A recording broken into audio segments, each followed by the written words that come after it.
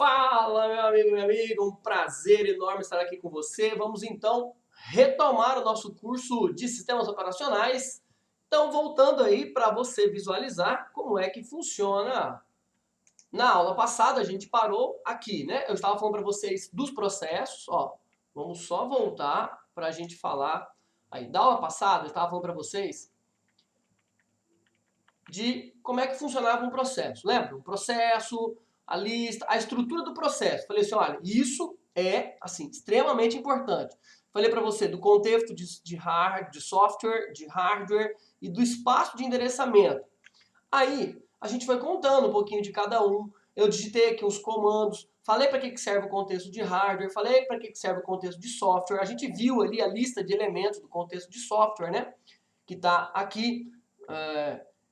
Por exemplo, temos elementos de identificação, como é o caso do PID, User ID, PPID, o usuário, o GID ou grupo, né, de usuário. As cotas, e eu falei para vocês, são recursos a serem oferecidos, cotas são recursos a serem oferecidos ou não para um determinado processo na hora que está rodando dentro do sistema operacional. Tudo bem? Então, olha só que bacana. Até coloquei aqui, ó. Caso uma cota seja insuficiente, o processo poderá ser executado lentamente, será interrompido durante o processamento ou mesmo não ser executado. Quer ver um exemplo? Um erro de buffer. O Windows 10 tem um erro muito interessante, que é o erro de estouro de buffer de memória. Isso acontece geralmente no Windows 10. É curioso isso, mas acontece, tá? Agora nós temos aí, por exemplo, cota de impressão. Eu só estou tentando colocar dentro do mundo real para você enxergar, porque é mais fácil de você processar isso, tudo bem? Vamos lá. Bom, exemplos de cota, tá? Número máximo de arquivos abertos simultaneamente. Professor, tem que ter essa limitação? Tem. Eu falei na aula passada, imagina você ter um documento do Word aberto. Se não existisse uma limitação dele em memória, alguém descobre isso, eu posso criar um script ou um vírus para começar a abrir páginas ao infinito, a ponto dele consumir toda a memória física do sistema. Então, existe uma política de cota que limita a quantidade de páginas do Word que eu posso abrir. Ah, então eu posso ter um documento com 1 milhão de páginas? Não sei, depende da sua memória. Tá bom? E isso, o sistema operacional ele fica atento a esse processo. Tamanho máximo de memória principal e secundária que o processo pode alocar, baseado no que eu acabei de explicar aqui em cima. Beleza? Número máximo de operações de entrada e saída pendentes. Pode chegar um momento que você tem tanto arquivo aberto e tanta coisa para ser feita que o sistema vai começar a bloquear isso aí. Tamanho máximo do buffer para operações de entrada e saída, você pode fazer esse estouro de buffer. É isso aqui que o sistema operacional Windows 10 está com problema de controle aí. Tá? Bom, os privilégios nós falamos na aula passada também. Nós vamos ter uma aula aqui para a gente tratar os privilégios quando a gente usar o comando chmod. Tá? Quando a gente usar o comando chmod, a gente vai entender os privilégios. Aí eu falo para você do grupo do usuário, tá ok? De todos. A gente vai trabalhar essas funcionalidades do comando chmod aí. Bom, e privilégio não é só isso, né? Não é só o privilégio do arquivo. Eu te mostrei na aula passada, por exemplo, eu digitei um comando de power off. Eu digitei lá no Linux o comando power off. Ele falou assim, olha, peraí.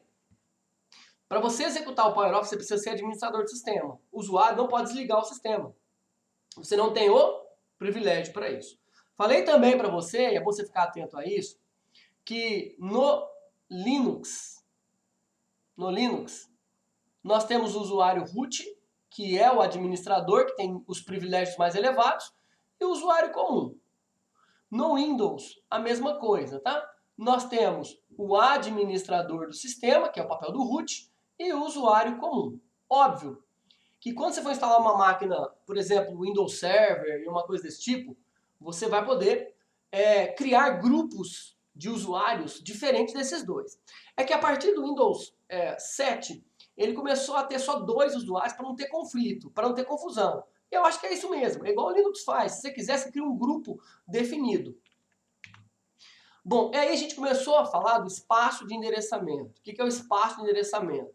É a área da memória RAM em que o processo vai estar alocado com todas as instruções, com tudo que ele precisa para existir. Tá certo? Pensando nisso, nós temos aqui um resumo e a gente começa então oficialmente a nossa aula a partir desse resumo, né? A gente começa oficialmente aí nossa aula a partir desse resuminho. O que esse resumo faz? O que esse resumo está te mostrando?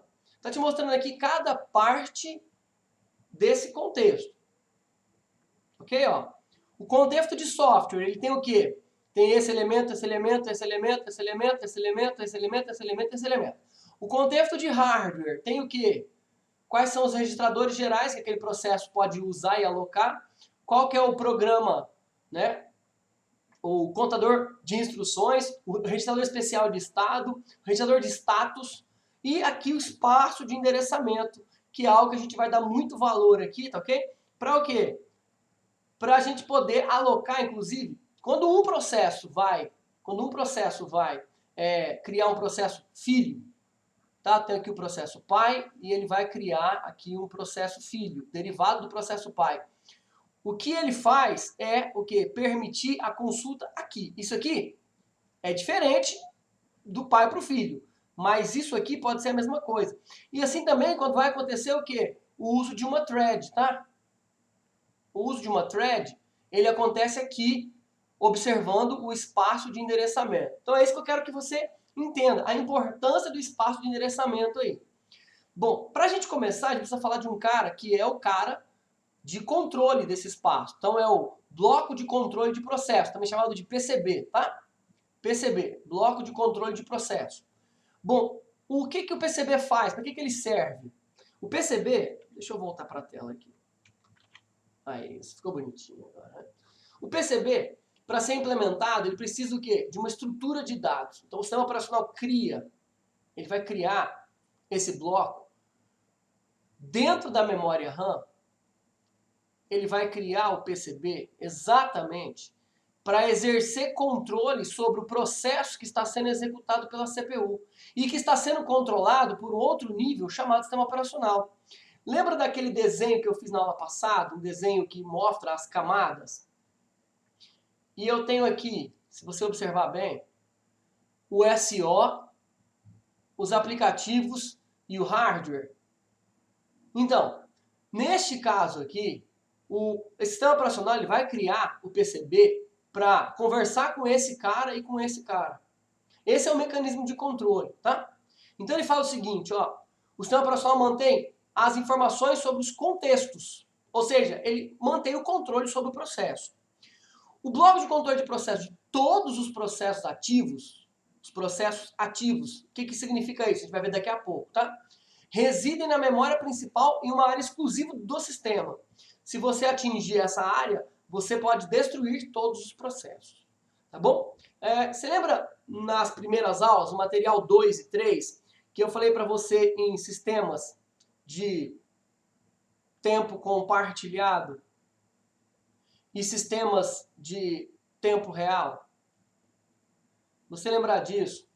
Você lembrar de sistemas de tempo compartilhado, sistemas de tempo real, você vai ter uma noção, você vai ter uma visão interessante de que a proteção, o nível de proteção no bloco de controle de processo, no sistema de tempo real, é altíssimo.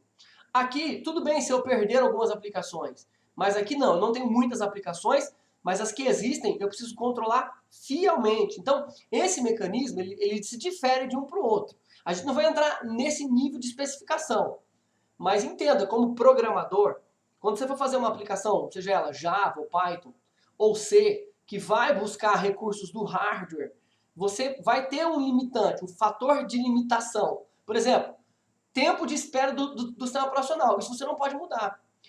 Se a sua aquisição de dados exige, vamos colocar, 1 milhão de aquisições por segundo e o seu sistema operacional só fornece 500 mil aquisições, isso não tem como mudar. Por quê? Porque o sistema operacional protege, controla isso. Aí você tem que mudar os tempos. Por exemplo, eu tenho aqui para o sistema Unix, o sistema Linux, que eu consigo o quê? Intervir, inclusive, nesse processo. Aí tem que saber se o hardware aguenta. Vou te contar um caos aqui. Em 2000, no ano 2000, nós precisávamos colocar uma sonda alemã embaixo de uma ponte para medir a velocidade do vento onde o trem passava. E para isso, a gente fez um programa que fazia aquisição da velocidade do vento, que a sonda media em C. Só que o programa, ele fornecia uma curva de controle.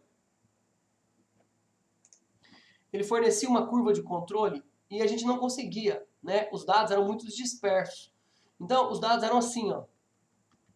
E você não conseguia traçar, literalmente, um gráfico para saber se a curva era desse jeito, se a curva era assim. Não dava, porque a dispersão era muito grande. O que estava faltando? Estava faltando, cada pontinho desse aqui era uma aquisição de dados. Estava faltando fazer mais aquisições. Porque quanto mais aquisições, mais eu consigo fazer uma regressão linear. Porque eu consigo ter o quê? Medidas. Então eu tenho aqui várias medidas, eu tenho aqui várias medidas, eu tenho aqui várias medidas, eu tenho aqui várias medidas, eu tenho aqui várias medidas, eu consigo seguir. Ah, entendi. Então eu tenho muitos pontos aqui, muitos pontos aqui, muitos pontos aqui, muitos pontos aqui, muitos pontos aqui, muitos pontos aqui. Ah, mas eu tenho um pontinho que está perdido aqui. Esse aí é o ponto fora da curva, é o chamado outlier, né? Eu tenho outro pontinho aqui. Então eu sei que a minha curva vai ter esse padrão aqui, ó. Para isso que a gente precisou fazer, o programa em C estava correto. O problema é que a gente estava usando na época o sistema operacional Windows 98. E o nível de aquisição de dados dele era muito lento para a sonda. O hardware aguentava. O que não aguentava era o sistema operacional. O que a gente teve que mudar? Literalmente, a gente teve que usar um Debian, teve que usar um Linux, que a gente podia mexer no núcleo dele, mexer no kernel dele, tá ok? E com isso fazer com que o programa buscasse na sonda, era um tripé tridimensional assim, né? Buscasse na sonda aquilo que ele precisava. A sonda aguentava milhares de aquisições? Sim. Mas quem não aguentava o sistema operacional? Mudou esse cara, mudou a interface, mudou tudo. É isso que eu estou querendo te dizer. Existe um controle dentro do processo, tá? E esse controle aqui, ó, esse controle que você está vendo aí, ele é feito por um bloco de controle de processos. Por isso ele é tão importante. E aqui está partes do bloco de controle de processo, onde ele encontra o quê? Os ponteiros do sistema operacional. Né? Ponteiro quase ninguém usa mais, porque em Java, etc., você não usa. Mas em C, ainda a gente programa com ponteiros. Tá? O estado do processo, que a gente vai estudar agora, isso aqui é muito importante para a nossa disciplina. O nome do processo, que você viu lá no contexto de software, tá? Contexto de software. A prioridade, os registradores, que está lá no contexto de hardware do processo, qual que ele está usando. Os limites de memória, que a gente acabou de ver aí, cotas, né? Está no contexto de software. A lista de arquivos abertos e etc. Mas a coisa mais importante que a gente vai ver, então, no bloco de controle de processo, é o estado do processo. Vamos ver? Um processo ele pode estar em 3 estados. Então ele pode estar no estado de pronto, no estado de execução e no estado de espera. Ok? Ou em inglês, né? W, wait. Então de pronto ele vai para a execução. Mas o sistema operacional por algum motivo precisa fazer uma interrupção nesse cara, então ele vai para a espera. Depois o sistema operacional quer resgatar esse cara, ele não volta para a execução, o caminho é sempre esse, ó, ele volta para pronto. E aí depois ele pode ir para a execução. Só um detalhe importante, então.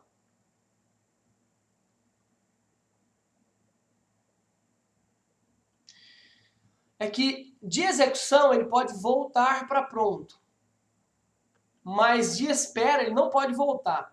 Então o caminho é sempre passando no estado de espera, tá? O caminho é sempre passando pelo estado de espera. Então de execução ele vai para espera, de espera ele vai para pronto, de pronto ele vai para execução. De execução ele vai para pronto de novo. Ou seja, ele volta para o estado de pronto quando ele precisava da entrada de algum dado.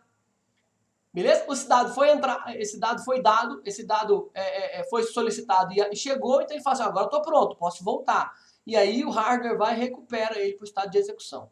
Aqui eu também posso ter o estado de novo, né? Acabou de ser criado, e da execução ele pode ir para o estado de terminado, fim, né?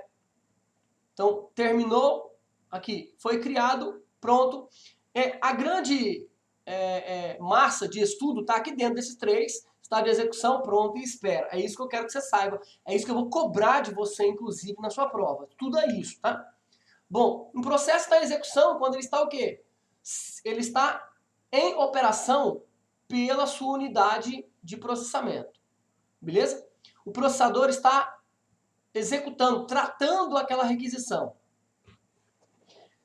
Dá uma olhada nessa observação. Vou até mudar a cor da tinta outra vez aqui. Dá uma olhada nessa observação. Em sistemas com apenas um processador, apenas um processo estará em execução em determinado instante. Claro. Se o processo está em execução, significa que ele está usando o processador. Por mais pipeline que esse processador tem, ou seja, por mais execução paralela,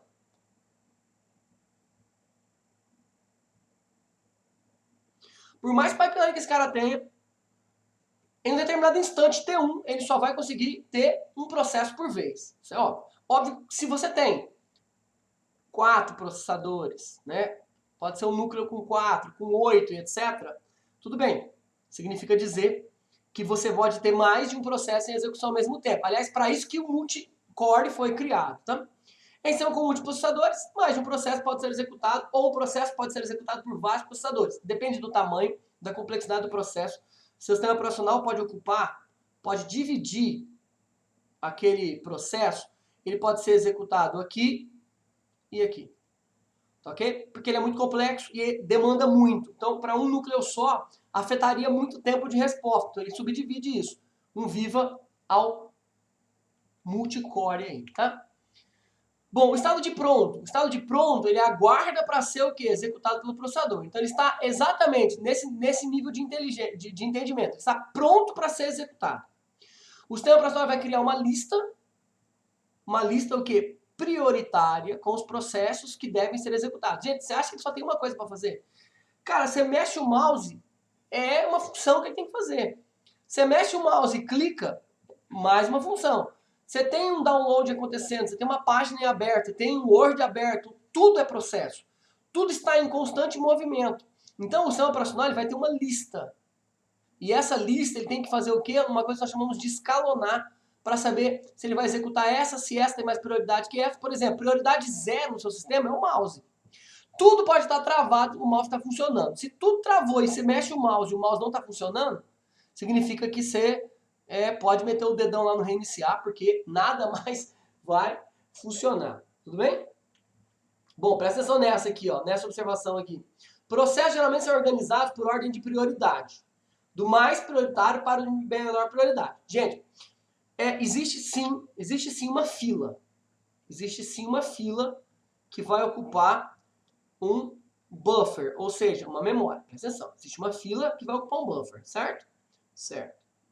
Dentro dessa fila, existem algumas regras, alguns algoritmos que foram criados para processar isso. Por exemplo, pode ser no método tradicional, pode ser FIFO. First in, first out. Primeiro que entra, primeiro que sai. Ou seja, a fila é assim. Quem chega primeiro é processado primeiro.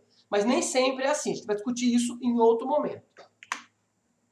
O estado de espera é o estado quando o processo aguarda. Por exemplo, você criou no seu programa em C ou em Java um printf,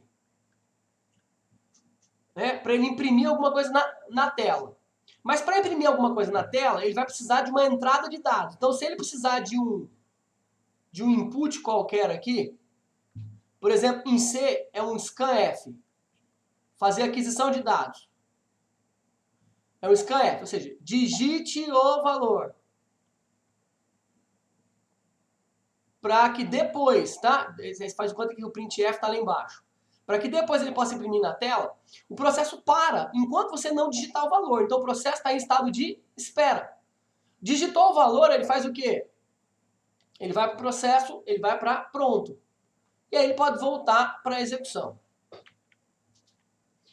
Olha, em alguns sistemas, o estado de espera pode ser chamado de blocked, ou bloqueado. Então ele está bloqueado porque ele está aguardando alguma ação. Tá? Ou ele precisa... por exemplo, quando você clica em salvar no Word, ele não deixa você fazer mais nada. Por quê? Porque ele tem que pegar todo aquele status do programa e salvar. Como é muito rápido, você quase não percebe, dá só um delayzinho. Mas o Word foi jogado para o estado de espera, pronto, e volta para a execução normalmente. Gente, nós estamos falando de bilhões de operações em cada ciclo. Em cada um segundo ele faz bilhões de operações. Então você não vai necessariamente perceber a todo instante, a não ser que seu computador seja uma verdadeira carroça, né? Bom, aqui nós já conversamos, eu quero que você estude bastante isso aqui. Isso aqui é muito importante você entender. As possíveis mudanças no estado de um processo. Ele só pode ir de pronto para execução, de execução para espera, de espera para pronto, de execução para pronto. Então, ele só pode ir de pronto para execução, é uma seta. De execução para espera,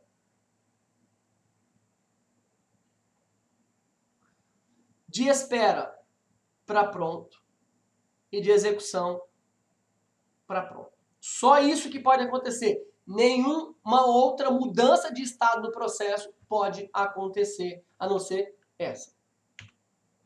Tá aí o desenho, beleza? Tá aí o desenho. Foca nesse desenho, tá bem? Bom, aqui existem algumas técnicas que a gente normalmente coloca, que é a técnica de swap, né? O swap é a técnica de escrever um processo na memória secundária quando não houver espaço na memória principal. Então, ele vai fazer o quê? Ele vai fazer uma troca, por isso que é o swap. Por isso que quando você instala um sistema operacional, ele separa lá 100 mega para o quê? Para swap. Para a memória de troca, tá beleza? Para troca, só tem um P. Beleza? Ele separa o swap aí para troca, ok? Tá, então nós temos o swap out, é quando eu retiro o processo da RAM e jogo para a memória secundária, e o swap in, que é a volta. Ou seja, o processo está lá na RAM. Eu vou tirar ele e vou jogar lá para o HD ou para o pendrive, não sei o que você está usando. É o out. Quando eu vou escrever ele outra vez, é o in. Ou seja, eu vou incluir ele de novo na memória RAM. É o swap in. Tudo bem? Tranquilão? Bom, como eu já tinha falado antes, né, o new e o terminado, ou exit, tá bom? Então eu tenho aqui o new, aí ele vai lá para o estado de pronto, e quando ele está em execução e acaba, mas mantém as informações de controle, eu terminei o processo. Tchau, obrigado. Bom, como é que a gente encerra um processo? Professor, minha filha pequenininha fala assim, pai, posso clicar no X? É exatamente isso. Quando você vai lá na janelinha lá, tem lá a janelinha lá, que tem o X. Você acabou de encerrar aquele processo. Às vezes, antes de dar essa saída, ele pergunta assim, quer salvar? Quer fechar todas as abas? É isso mesmo que você deseja? Ou você pode matar um processo. Como que eu falei para você na aula passada, matar um processo? No Windows, o comando é o task kill, ok? E no Linux é kill. Beleza? Então o processo pode ser encerrado de forma voluntária ou involuntária. Presta atenção para você entender isso aqui. Presta atenção para você observar bem o exemplo. A saída normal é uma saída voluntária. Como assim saída normal? Acabou. Acabou. Saída normal. Fechou, encerrou, salvou. Saída por um erro é uma saída voluntária. Sempre ele vai dar o mesmo erro. Então, sempre que ele seguir aquele caminho, ele sabe que vai dar um erro. Você talvez não saiba, mas o processo sabe que ele tem um erro, ele vai executar, ele vai compilar linha por linha. Quando chegar, ele vai falar assim, olha, aqui não dá para continuar porque tem um erro, então ele vai falar, eu tenho que sair, tchau, obrigado. Morto por outro processo. Exatamente. Um processo tomou conta daquele processo, então aquele processo não serve mais, ou você matou. Então você usou um processo para enviar um sinal, o sinal vai gerar uma interrupção e vai matar aquele processo. Um erro fatal, assim, não foi culpa dele. Foi um problema na memória, foi um problema do hardware, foi um problema de comunicação, foi um problema de inalição. Já era. E ele foi finalizado. Gente, finalizado, presta atenção, a saída normal é quando você pede para encerrar. Você vai lá e fala assim, quero encerrar. Ser finalizado é porque ele acabou. É involuntário. Por quê? Porque você não precisa controlar aquilo. Presta atenção numa coisa. Eu vou colocar aqui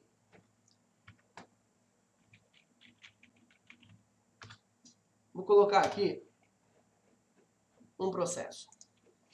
Vou colocar aqui o comando ping www.ifms.edu.br, certo? Ping ifms.edu.br. Presta atenção. Enter. Ele vai disparar se tiver acesso à internet. Mesmo se não tiver acesso à internet, o que é uma lástima, mas pode ser um problema do IFMS, tá? Ele pode não aceitar o ping. O que vai acontecer? Olha só que bacana. Ele encerrou. Encerrou. Dando certo ou dando errado, ele falou, olha, encerrei, ó, pacote. Enviado, recebido, acabou. Aqui, o fato dele acabar aqui, o fato dele encerrar o processo, significa dizer que foi involuntário. Ele não precisava controlar isso. Ele sabe que quando chegar no último comando, ele encerra. Acabou. Olha lá. Pronto. Acabou. Encerrou. O quê? É involuntário. Então, o processo, quando ele é finalizado, ele tinha um começo, o começo foi o comando, ele recebeu todas as respostas do comando e encerrou. Isso significa que nós temos um encerramento quando o processo ele é finalizado. Ele foi programado para aquilo. Ele foi programado para acontecer isso. Agora, antes de dar o comando, eu vou lá e clico no X e peço para salvar, aí é uma saída normal. Quando ele é finalizado, porque ele começou e tinha um script pronto para aquilo, é uma saída involuntária. Tá bom? Entenda uma coisa. Quando você precisa controlar aquilo, é voluntário. Quando você não precisa controlar aquilo, ou seja, alguém controla e automaticamente aquilo é executado, é involuntário. Bom, aí nós temos chamados de CPU bound ou IO bound. O que significa? Que são os processos que são mais executados dentro do processador e os processos mais executados dentro da entrada e saída. Significa que a maior parte do tempo ele passa precisando do processador. E o outro significa que ele passa a maior parte do tempo precisando das operações de entrada e saída. Tá? É só isso que esse slide quer dizer aí, a gente não vai entrar muito nesse campo. Bom, o que são sinais? Sinal é um mecanismo que permite notificar o processo de evento gerado pelo sistema operacional ou por outro processo. Então, normalmente, você dá um sinal para avisar ou falar alguma coisa. Beleza? Ó, o sinal está para um processo, assim como as interrupções estão para o sistema operacional. Então, o sinal, ele conversa internamente com o processo. A interrupção,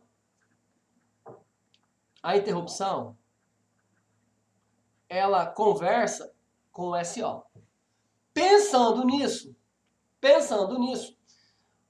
você está executando um comando de ping no Linux. Está executando um comando de ping no Linux. Lá, olha, gente, no Windows, o ping, ele faz assim, ó, ele executa 1, 2, 3, 4 e encerra. No Linux, se você não interromper, ele não para. Ele vai ficar pingando por 1 minuto. Ele vai parar uma hora? Vai parar uma hora, porque senão esse processo poderia liquidar o seu sistema. Mas ele vai demorar muito tempo, vai ficar jogando ping, ping, ping, ping, ping, ping, ping, ping, ping, ping. Sim, a ideia não era só testar, ver se ele está respondendo. O Windows vai lá e coloca 4 e acaba. O Linux não. Então chega uma hora que você entendeu, não, beleza, ele está pingando, precisa interromper isso aqui.